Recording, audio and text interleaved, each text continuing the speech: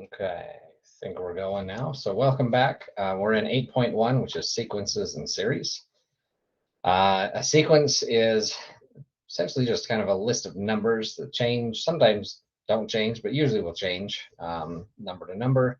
But an example of a sequence would be, suppose I have $1,000 deposited into an account earning a 4% annual interest. And it's compounded yearly, right? So my first amount that I have in there is $1,000. And then after 1 year, they will take 4% of 1,000, which would be then $1,040 they'd added into it. So I have $1,040. After the next, then I have 4% of my previous number. So 4% of 1,040, which is now $41.60. I'll add that, right? And so then I end up with $1,081.60, and so on and so on, right? Each one of these is the next number, which is 4% more than the previous one, right? So the function here is to take that previous number and multiply it by 1.04, right? And you're going to get a list of numbers based on that set of instructions, right? So that's what a sequence is. They don't always have to be like that. They could be numbers such as just like, say, 2, 4, 6, 8, 10, right? So on and so on. If that goes on, that's just the even numbers, or if you like, adding 2 to the previous number, right? So this is what a sequence is. We have two types of sequences that we'll discuss. The first is an infinite sequence. An infinite sequence is when I write these dots, I should only write 3. That's the standard, is to write 3 dots. But if you have 3 dots, that just means this goes on forever, right? So that's what an infinite sequence is just a sequence that goes on forever.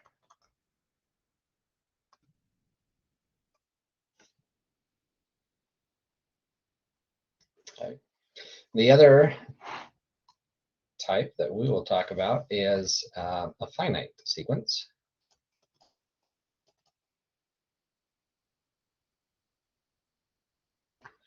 And a finite sequence is, what it says is just a finite number of terms. So you might have, a lot of times you see them in set notation, right? 1, 2, 3, 4. If we stop right there, that's finite. That's the end of it. So a lot of the sequences we're going to talk about are infinite sequences. We will talk about finite sequences a little bit here and there. There's some things that you can do with one that you can't do with the other, and vice versa. So we might look at something like this. We have some function, we're going to call it a. The function is n, and n is just like 1, 2, 3, 4. It's just the natural numbers, right? We say there's a function of n instead of x because we want it specifically just to be, 1, 2, 3, 4. Those are the numbers, first term, second term, third term. It's kind of what we're thinking. But if I define something like, say, 2 to the n power, right?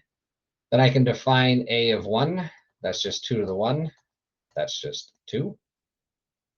A of 2 is 2 to the 2, which is 4. And you can see the pattern here. A of 3 is 2 to the 3rd, which is 8. And this is going to create a sequence: 2, 4, 8, 16, 32, 64, and so on and so on, right? That's a sequence. Those numbers, 2, 4, 8, 16, 32, 64, that's a sequence, and it's defined by this function. The nth term is 2 to the n.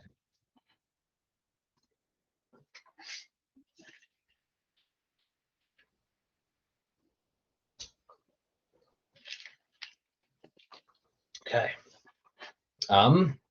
We could have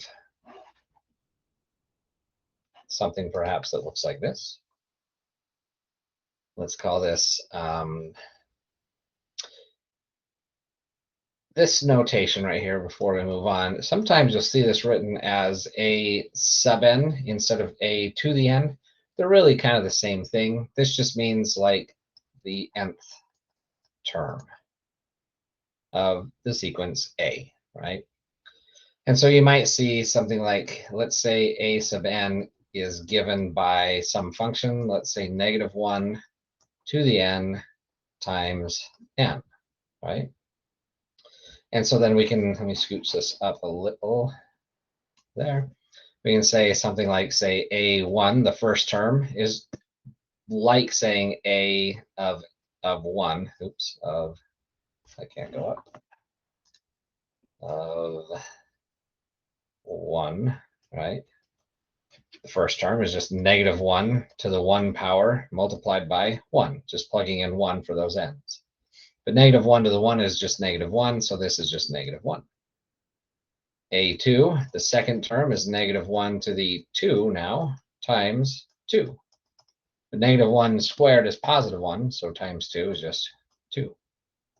The third term, -1 to the 3 times 3 is, well, -1 to the third is -1 still, times 3 is -3.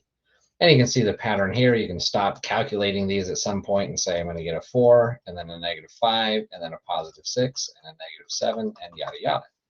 Odd numbers end up being negative. Even numbers end up being positive, right? This is when it alternates between negative, positive, negative. This is called an alternating sequence.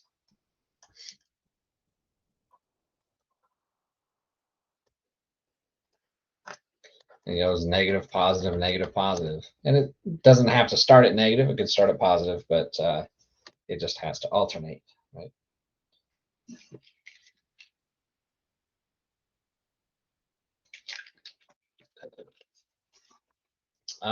Let's look at perhaps a sequence such as this one.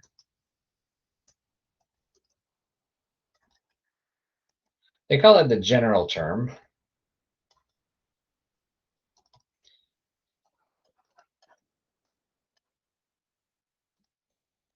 of the sequence.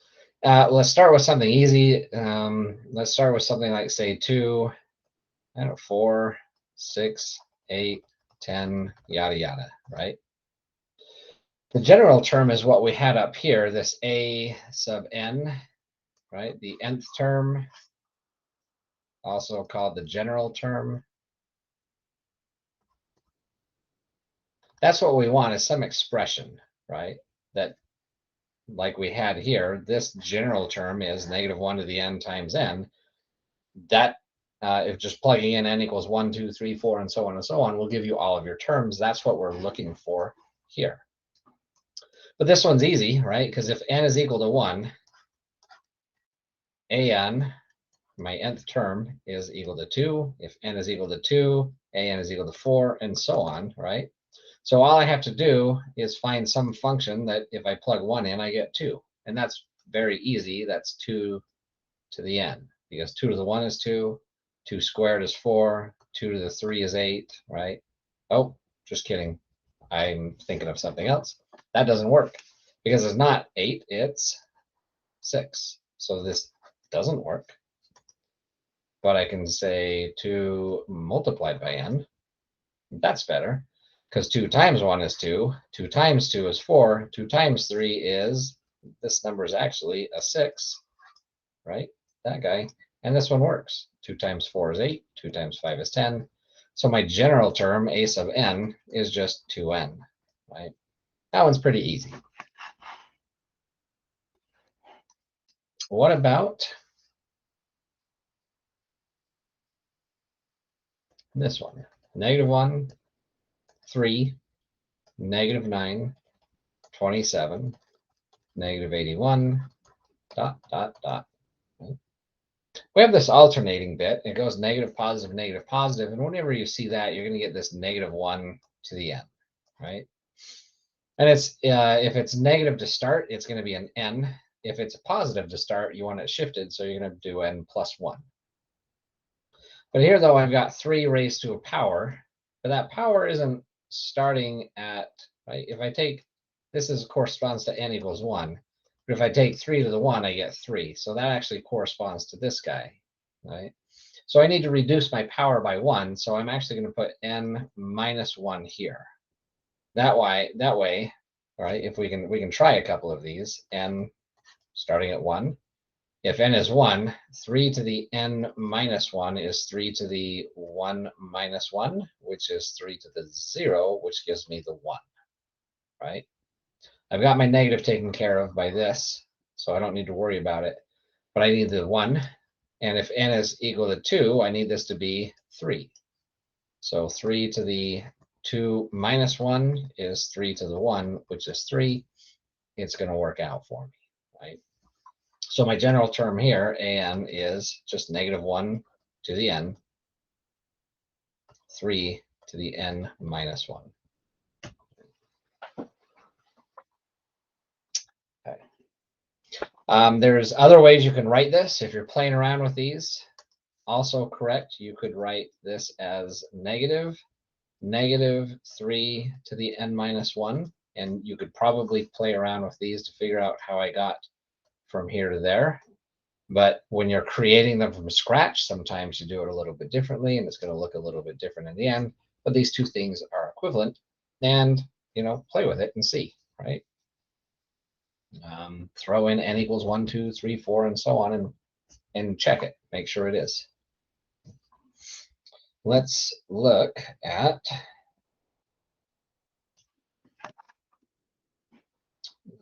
this guy. Here's another one. 1 square root of 2 square root of 3, 2. Right? And after a few minutes, you'll probably pick it up here that this is just, it's been simplified the way that it's written now, but I'm going to unsimplify it for a second. I'm going to write this as the square root of 1, the square root of 2, the square root of 3, and the square root of 4, and so on. And it becomes more obvious, right? Because the square root of 4 is 2, the square root of 1 is 1, but if I write it this way, it's blatantly obvious that it's just the square root of 5 next, the square root of 6, and so on and so on. And so my general term, a sub n, is just the square root of n. Okay. So that's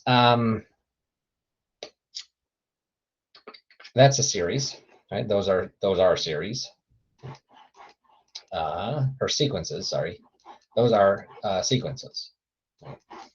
So again, just a sequence is just a kind of just a general like list of terms. Maybe some function is determining what comes next and whatnot.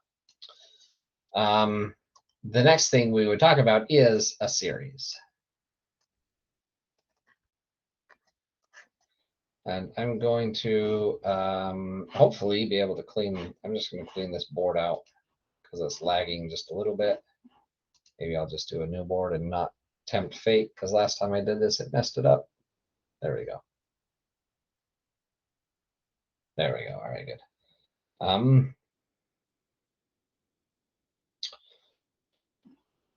Series.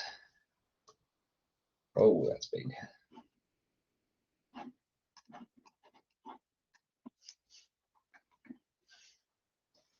Okay. Better. So series. A series is basically a sum of numbers, right? So let's just say the sum of a sequence. Right. So you might see if we have something like just general terms here, A1, A2, A3, if this goes on forever, right? And I add them all up, A1 plus A2 plus A3 plus, and that just goes on forever, adding on forever and ever and ever. This is called an infinite series.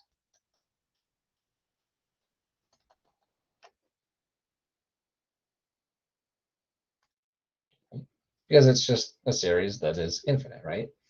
But if at any point we decide, oh, this is enough, we're going to stop here. So if I say like A1 plus A2 plus A3, and you can go on for quite a ways, but if you end up and stop somewhere, and then there's no more addition after that, this is, of course, a finite series, but it's also called finite series. It can also be called an nth partial sum, right? If you have some infinite series and you just say, well, I just want to know, like, stop here, quit adding after this term, then it's also called that nth partial sum, right? So it also is denoted quite often as, you might see this a lot. You'll see the infinite series denoted as S, and you might see the nth partial sum denoted as S sub n, the sum where we stopped at an nth term, right? So we might be asked,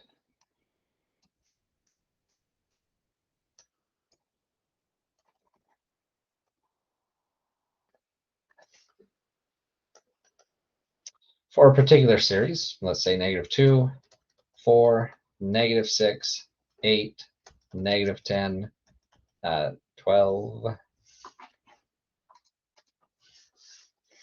and so on, to find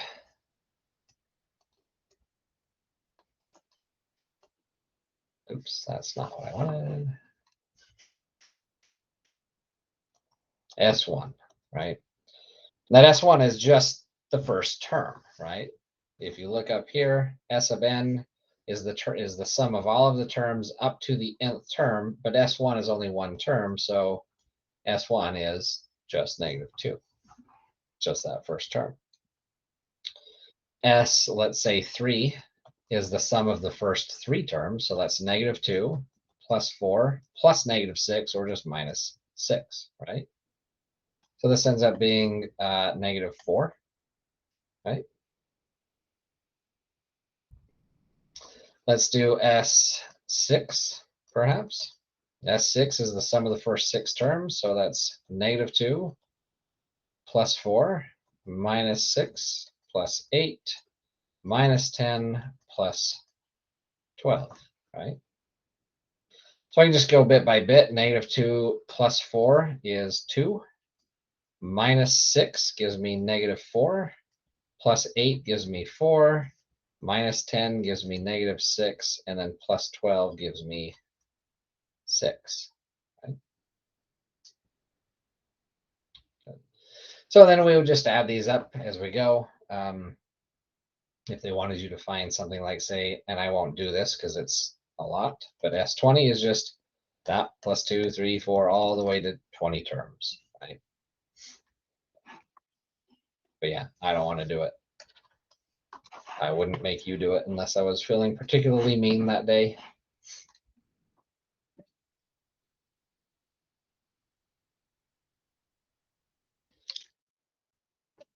Okay. So let's do for, now let's just do like odds.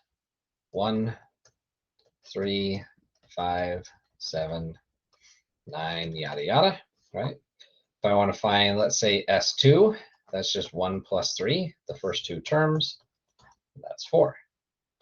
For let's do 3, so that's just 1 plus 3 plus 5.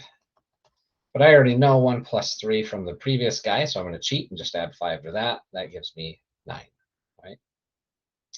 If I take a look at what's happening, S5 is 1, 2, 3, 4, 5 terms, right? If I add these up, 1 plus 3 is 4, plus 5 more is 9, plus 7 is 16. plus 9 is 25. Right? And you might notice something interesting happening. 2 squared is 4. 3 squared is 9. 5 squared is 25. Right? So it's interesting that there's a pattern there. It might be interesting to keep it up and see if it holds for everything. Say like, I don't know, just random S4, figure out S7. If S4 is 16, then it probably holds. If S7 is 49, again, it probably holds, right? We're not proving that it's true, but it looks like the sum of the first n numbers is going to be just n squared. N4 is 1, 2, 3, 4 terms. So that's 4 plus 5 is 9, plus 7 is indeed 16. 7 is 1 plus 3 plus 5 plus 7 plus 9 plus 11 plus 13, right? I'm going to cheat. I already know what these guys are. That's 25. So 25 plus 11 is 36. Plus 13 more. Well, that's 49, isn't it? Interesting. One of the other things that we would see is a sigma notation. So sigma is the Greek letter that looks like this. That's their S, or their equivalent of S, right? And when you see this, this typically means just a sum, right? What are you taking the sum of? Well, whatever follows it, right? And so we have a couple of things. We would write sigma, and where we start, right? So I'm going to write k equals 1 in the bottom. And this tells me a couple of things, that k is the thing that changes in the general term. K is the variable, if you will. And I'm going to start at 1.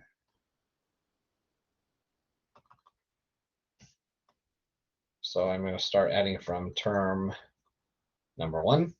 And then if I have a number on top, say 3, that's where I stop. Stop after the third term. Or after specifically term 3, right? Okay. And then whatever comes out in front of it, let's just say k squared. That's the thing that is being added, right? So what this thing means is k can be 1, 2, and 3.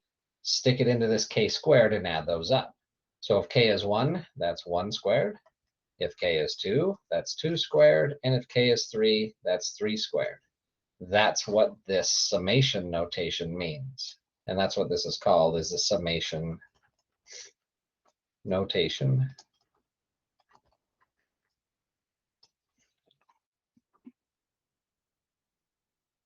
So we might be asked to add a few things in summation notation. The sum, k equals, and it's not always a k, it's a lot in this book. There's i's, k's. I don't know what I'm pointing at, you can't see, but let's start, let's just do an n. The sum from n equals 1 to, let's say 5, of n to the third, right? Means let n equal 1, and then 2, and 3, and 4, and 5, and then add those up. So 1 to the third, plus 2 to the third, plus 3 to the third, plus 4 to the third, and then plus 5 to the third, right? If you want to add these up, that's 1 plus 8 plus, what, 27 plus 64 plus 125 equals, I don't know, who cares? It's a number, right?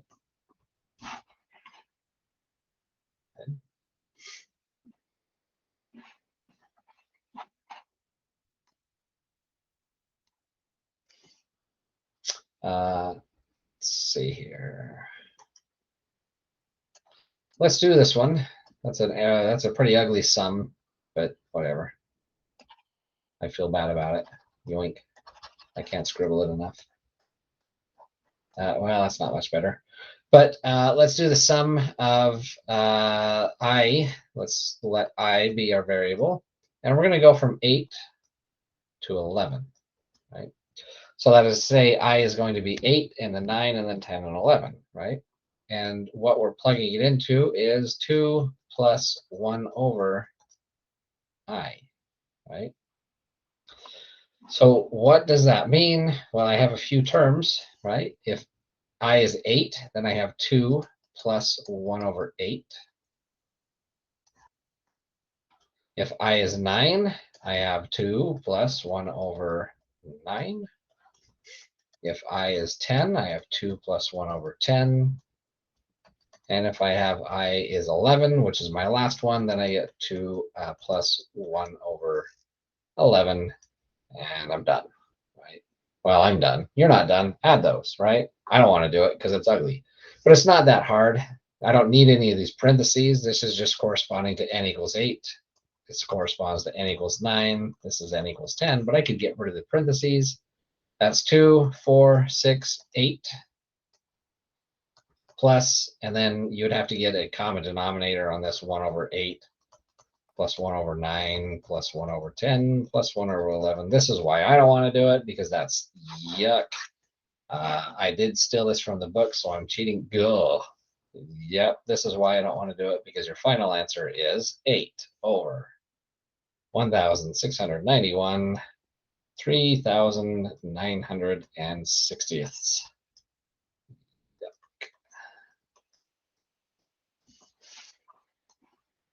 But there it is. You can do it. I don't want to, and I'm sure you don't, but there it is. Okay. But we should be able to write things in sigma notation as well. So if I'm given a sum, like say 1 plus 2 plus 4 plus 8 plus 16 plus 32 plus 64. This is the expanded form of that sum, and I want to condense it down into that sigma notation. So it's going to be sigma, and then you're at liberty to start, you're at liberty to choose first off your variable, I, J, K, L, M, N, O, P, hippopotamus shape, I don't care. If you choose something horrific like a hippopotamus shape, you have to draw that a couple of times. So, you know, don't try to be funny and then screw yourself over. Or do. I like a good laugh. But I'm going to go with J. It doesn't matter. J. For this one, I'm going to say let it equal start at 1, right? Because this is clearly powers of 2. So I'm just going to say that it's 2 to the J. But I've already messed up, right? Because if J starts at 1, 2 to the J, 2 to the 1 is 2. So I'm going to stop, rethink my, oops, there goes my J. I'm going to start at J equals 0. Right? I can do that. It doesn't have to start at 1. Okay. But this would then be 0, 2 to the 0, 2 to the 1, 2 to the 2, 2 to the 3, 4, 5, and then 6. So I stop at 6. And that's my summation notation. If I don't like the idea of starting at 0, and some mathematicians don't, I can start at 1, but I'm going to reduce my power by 1. And I'm then going to stop at 7, because I need 2 to the 6 to get 64. So 7 minus 1 gives me that. These are equivalent and the same, right? If you really wanted to, you could say my summation notation is W equals 25 to, what would I go to, 31 of J of, not that. Where's my eraser? That. Of 2 to the J minus 25. Right? I don't know why you would do that, but you could. There it is. It works.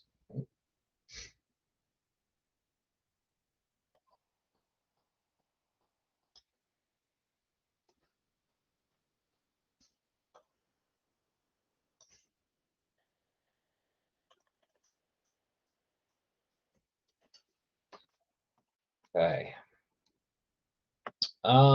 Let's do this guy. If I have this sum, x, and then I have x squared over 2, and then I have x to the third over 3, and x to the fourth over 4. The pattern should be pretty obvious, right? The powers are going up by 1. My denominators are going up by 1. If you consider this to be over 1, it fits the pattern, right? And so my sigma notation, it's easy to start this at 1. I'm going to call the variable n in the summation. And this goes on forever. So I'm going to write an infinity up here, meaning don't stop, just go on forever, right? And it should be clear that I have an x over the denominator changes. So that's going to be an n, but the power over the x also changes. And so my sigma notation here is the sum from n equals 1 to infinity of x to the n over n.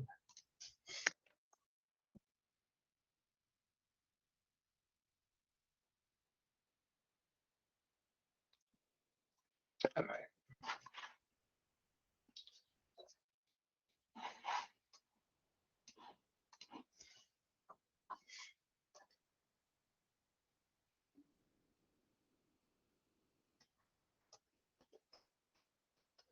A recursive definition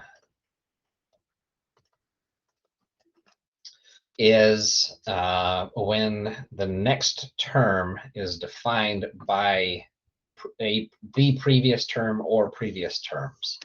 So let me just write that.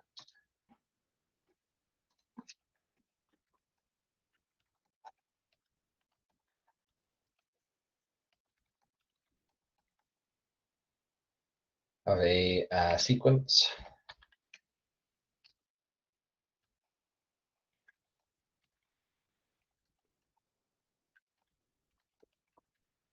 It could be a previous term. It could be more than one previous term. It could be multiples. It could be the immediately previous term or 2 or 3 terms ago, right? But that's what it is when you have to define a term by the previous one, right? So an example of this, without defining what that relationship is a very famous one.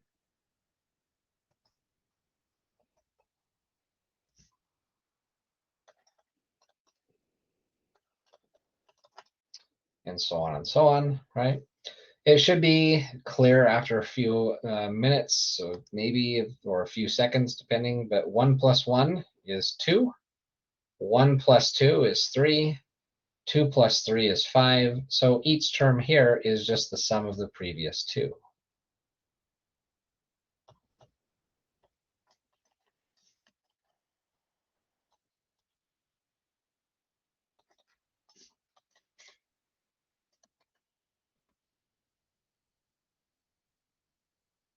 Right?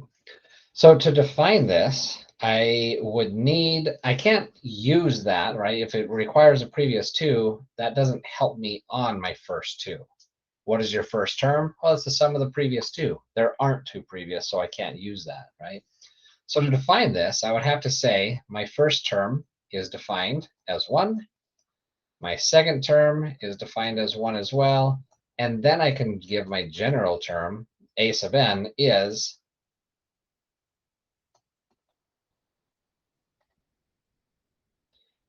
the sum of the term before n. This is one term before n, a sub n. And then the other one, this guy, is the term 2 terms before m.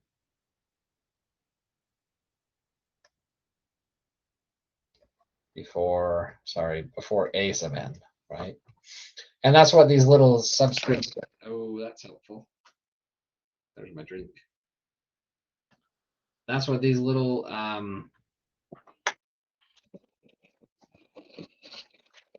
subscripts are down there. Stay up. Stay up. Stay up. There we go. Where was I? The little subscripts down there, they just indicate how far back you have to go, right? So let's take a look at one that's specifically defined. Let's look at this guy. Oops, that's not helpful.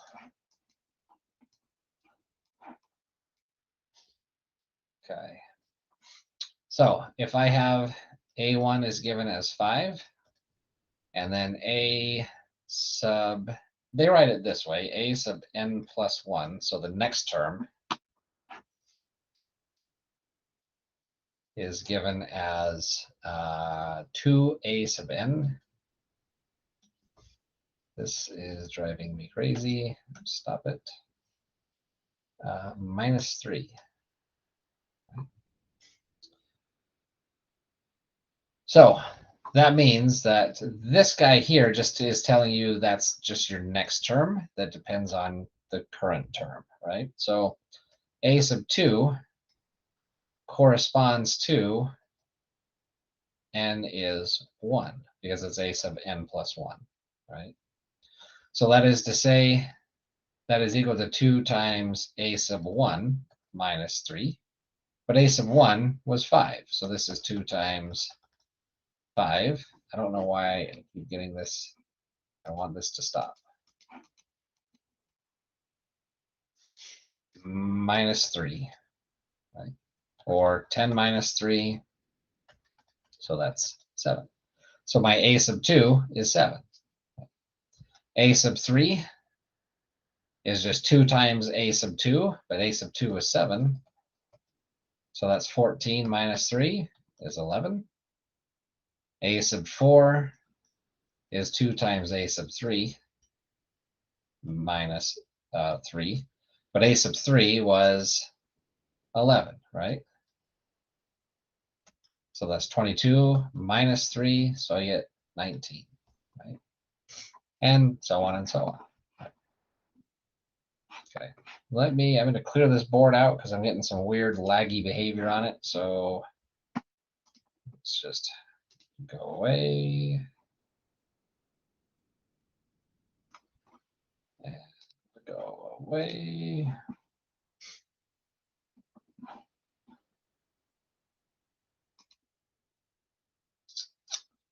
There we go, maybe. There we go, okay. All right, so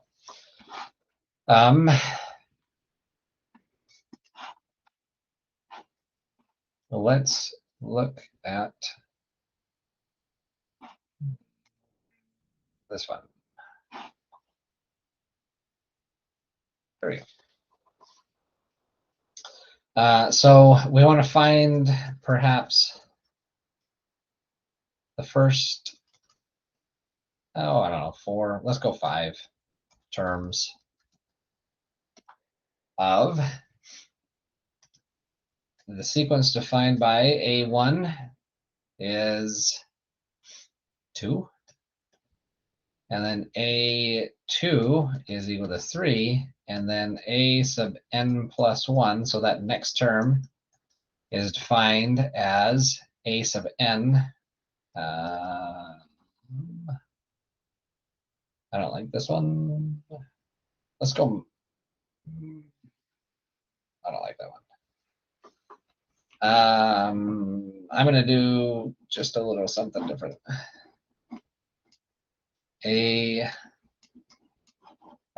Don't do it. You suck. There we go. Okay. A2, let's say, is 3. And then A sub n plus 1 is 2. A sub 1. Oh, let's do this. Sorry, I'm trying to make it not horrific. Let's go 2 A sub n minus 1 minus A sub n minus 2. All right. So if I want to find my third term, A sub 3 corresponds to 3 being n plus 1, so that is to say n equals 2. This is then 2 times, if n is equal to 2, this is 2 times a sub 2 minus 1 is 1. So 2 times a sub 1 minus a sub 2 minus 2. That's not helpful. Back this up. I'm going to call this just a sub n because I wrote it in my notation. So a sub n is equal to a sub n minus 1. We just get rid of this junk for now. Start over. A sub n is equal to 2a sub n minus 1 minus a sub n minus 2. So a3 corresponds to now n equals 3 is equal to 2a sub 2 minus a sub 1. Which is to say I have 2 times 3 minus 2, or 6 minus 2, or 4, right? A sub 4 then is 2 times a sub 3 minus a sub 2, which is 2 times, well, a sub 3 we just found was 4, minus a sub 2, which is 3, which is 8 minus 3, which is 5. And I think I just found a very complicated way to count. But let's keep going. Let's do a sub 5. A sub 5 is 2 times a sub 4 minus a sub 3, which is 2 times, well, a sub 4 we just found was 5, so minus a sub 3, which was 4. So this is 10 minus 6. Yep, we're just counting. Wait, no, we're not. It's 10 minus, sorry, 10 minus 4, which is 6. It's been a long day. Been a long week. Whatever. I'm sure you're all in the same boat. But we're just counting here, and that's that, right? So those would just go on. At any rate, sorry about that. It was a little messy because I started writing one and then I hated where it was going, so I tried to change it. But anyway, that's 8.1. That's all of it. So again, shoot me any questions you have. We have a test coming up on next, right before Thanksgiving. That's awesome. Sorry. But I'll probably give you a couple of days spread to get that done. So we have a test review next time we meet on Monday. I'll see you guys then.